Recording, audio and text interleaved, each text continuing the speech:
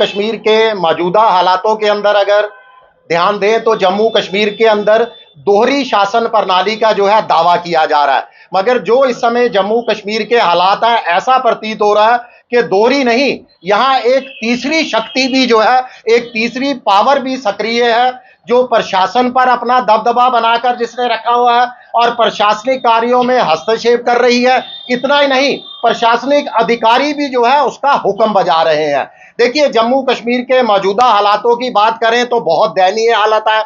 जम्मू कश्मीर में बेरोजगारी दर जो है हमारी राष्ट्रीय बेरोजगारी दर से जो है वो ऊपर पहुंच चुकी है। इसके साथ साथ आपको ध्यान है कि 1 साल पहले जब चुनाव हुए थे, जो हमारे मुख्यमंत्री हैं उनकी पार्टी द्वारा जम्मू कश्मीर की जनता के साथ निःशुल्क बिजली का वादा किया गया था, निःशुल्क गैस सिलेंडर का वादा किया गया था, बेरोजगारी खत्म करने का वादा किया गया था। इसके साथ साथ जो हमारे डेली वेजर लगातार जो है वो धरने पर बैठे हैं, कई महीने हो चुके हैं उनको नियमित करने के साथ कई वादे किए गए थे।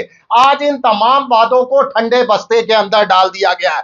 कहा क्या जाता है, यही जो हमने जो है वो पोस्टर पकड़े हुए हैं, ये पोस्टर नहीं है, ये अखबारों की कुछ कटिंग्स हैं जिसके अंदर सरकार और एलजी प्रशासन जो है एक दूसरे के ऊपर आरोप प्रतिरोप लगाता है। जम्मू कश्मीर के मुख्यमंत्री कहते हैं कि हमें काम नहीं करने दिया जा रहा, हमारी फाइलें जो है वहां पर एलजी प्रशासन के पास अटकी रहती हैं, हमारे पास कोई अधिकार नहीं है। जबकि उपराज्यपाल जी द्वारा क्या कहा जाता है कि मेरे पास सिर्फ पुलिस है, बाकी सारा काम जो है वो सरकार को हमने दे दिया गया, सारे विभाग जो है सरकार के पास हैं। देखिए, इससे यही जाहिर होता है कि कहीं ना कहीं कोई तीसरी शक्ति भी जम्मू कश्मीर में सक्रिय है जो सरकार को और इन दोनों के बीच में भी जो है अलग से काम कर रही है। आप श्री माता वैष्णो देवी द्वारा संचालित मेडिकल कॉलेज का विवाद ही ले लीजिए, अभी तक जो है 1.5 महीने से ज्यादा का समय बीत चुका है, अभी तक वो हल नहीं हुआ। उसके साथ साथ संतोष ट्रॉफी विवाद भी एक और जो है वो खड़ा कर दिया गया।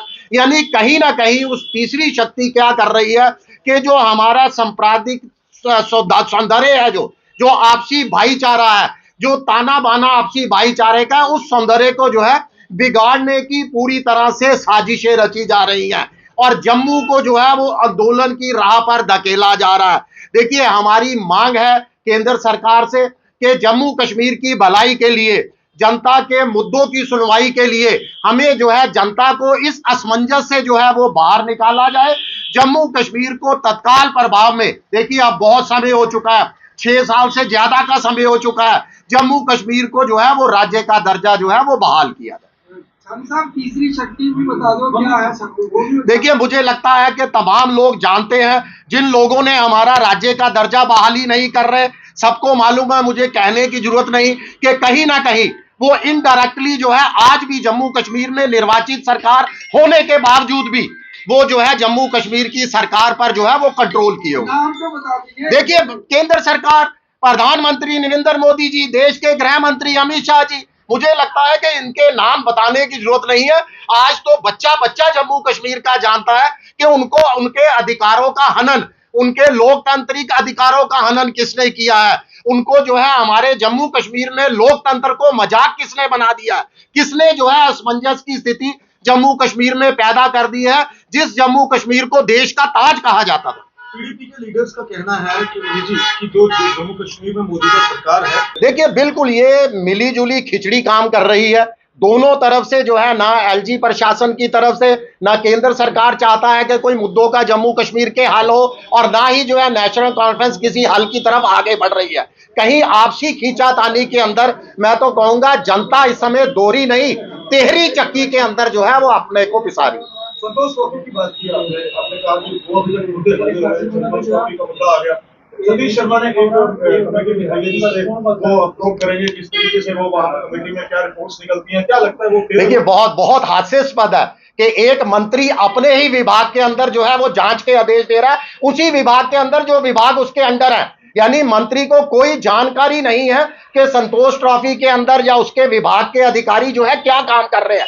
यही जो है दिखाता है कि कहीं ना कहीं प्रशासन के अधिकारी तीसरी शक्ति का हुक्म बजा रहे हैं। ना एलजी प्रशासन को कोई जानकारी है और ना ही जो है सरकार के पास कोई जानकारी उमर का एक बयान है कि जो भी सकते हैं। उनके मंत्री तो कह रहे हैं कि उनके पास कोई जानकारी नहीं है। जो उनका सीधा संबंध है खेल विभाग से, वो तो जांच के आदेश दे रहे हैं। अगर डायरेक्ट सही उसके जो हुई है, उनकी जो है सिलेक्शन हुई है, तो फिर ये जांच के आदेश किस लिए दे रहे हैं? कहीं ना कहीं तो दाल के अंदर काला है ना, तभी मंत्री जी ने जो है वहां पर जांच के आदेश दिए। मुझे लगता है कि उमर अब्दुल्ला जी को पहले अपने मंत्री से बात कर लेनी चाहिए थी, फिर इस तरह के जो है बयान दिए।